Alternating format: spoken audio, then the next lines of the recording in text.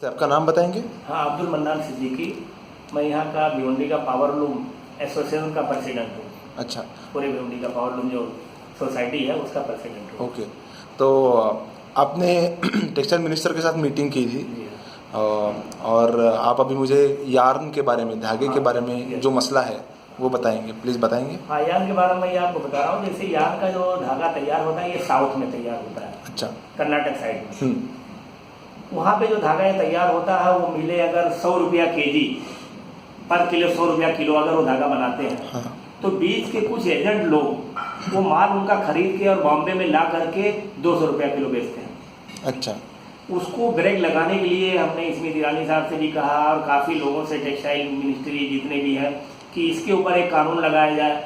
मैंने एक कहा कि एक माचिस की डब्बी 1 रुपये की आती है, उस पर MRP लिखा रहता है। अच्छा। और ये 15,000 का एक थैला आता है, 50 किलो या 60 किलो का एक बैग होता है यान का, उसके ऊपर कोई MRP नहीं, मिल का नाम लिखा हुआ है, वेट लिखा हुआ है, कौन से महीने में पैकिंग हुआ वो भी लिखा हुआ है, सब कुछ प्रिंट है, लेकिन MRP नहीं है। ये सारे एजेंट लोग यहाँ पे रहते हैं, ये दिन में 5 भाव खोलते हैं। सुबह जब 10 बजे मार्केट खुलती है, इनका रेट खुल गया, और अगर थोड़ी सी खरीदी हो गए तो 2 घंटे के अंदर ये उल्टी मार देते हैं और 10 रुपया किलो बढ़ गया, वो माल सड़ गया। दिन के भीतर अंदर? हाँ, एक दिन में। अब भी मैं ताजा रिपोर्ट आपकी बता रहा हूँ। मैंने 2 बिल लेकर के गया था स्मृति ईरानी साहब के पास। मैंने कहा ये नवंबर महीने का बिल है, इसका रेट है 200 रुपया किलो, और ये दिसंबर में एक बारगी किस तरीके से 250 रुपया किलो हो गया। क्यों हुआ? इसका ऑप्शन कहाँ? क्यों 250 रुपया किलो हुआ? क्या मजबूरी आ गई कि 50 रुपया किलो इनको बढ़ाना पड़ा? हमने कहा जब तक रॉ मटेरियल के ऊपर आपकी कंट्रोलिंग नहीं होगी, जब तक पावर लूम घाटे नहीं चलेगा। किसी को 2 लाख मीटर कपड़ा हमने भेज दिया, हमसे वो 2 लाख मीटर कपड़ा मांगा कि भाई आप 2 लाख मीटर कपड़ा क्या भाव में दोगे? हम लोग क्या करते हैं, आज का रेट यान का रॉ मटेरियल का जो रेट है उस रेट से कॉस्टिंग निकालते हैं कि भाई ये इस क्या भाव में पड़ेगा कि हमें 4 आना भी मिले तो भेज दीजिए। हमने उसको बता दिया भाई ये कपड़ा 30 रुपया मीटर आपको पड़ेगा। उन्होंने कहा ठीक है, 30 रुपये में आप 3 लाख मीटर लिख दीजिए।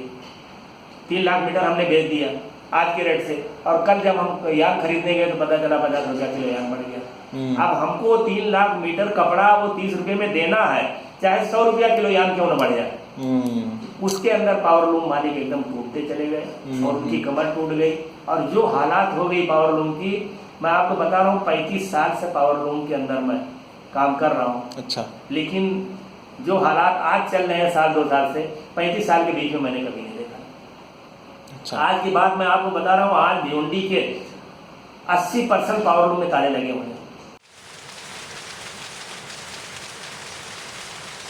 अभी ये स्मृति ईरानी साहब का मुझे बहुत अफसोस हुआ कि हम उनके यहाँ मिलने गए और हमने दावत दिया कि मैडम आप भिवंडी में आइए, तो मैडम ने तो अपना वादा पूरा किया कि मेरे खुद कारखाने में उन्होंने विजिट किया। हमने कहा आज भिवंडी वालों को बहुत बड़ी उम्मीद और आस जगी है कि आज टेक्सटाइल मिनिस्टर कोई पहली बार भिवंडी के पावर लूम सेक्टर के अंदर पहली बार हुआ है। पहली बार, हाँ, कोई टेक्सटाइल मिनिस्टर आज तक भिवंडी, सेंट्रल टेक्सटाइल मिनिस्टर का कोई भी मिनिस्टर आज तक भिवंडी में विजिट नहीं किया। लेकिन उन्होंने कहा ठीक है हम कोशिश करेंगे। फिर उन्होंने एक मीटिंग रखा था एक होटल में, वाटिका होटल।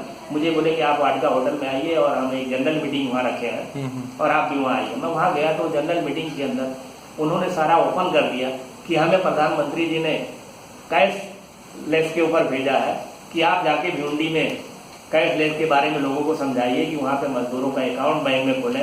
हम बैंक को GR जारी कर दिए हैं कि 0 अकाउंट 0 बैलेंस के ऊपर मजदूरों का अकाउंट खोला जाए, और मालिक जो पैसे के लिए परेशान है मजदूरों को देने के लिए, वो मजदूरों को अपने चेक दें और वो चेक वो जमा करें। मैंने कहा मैडम ये बहुत मुश्किल है, अभी तक तो मालिक लाइन में लगा, अब सारे मजदूरों को भी आप बैंक में लाइन लगाना चाहते हैं।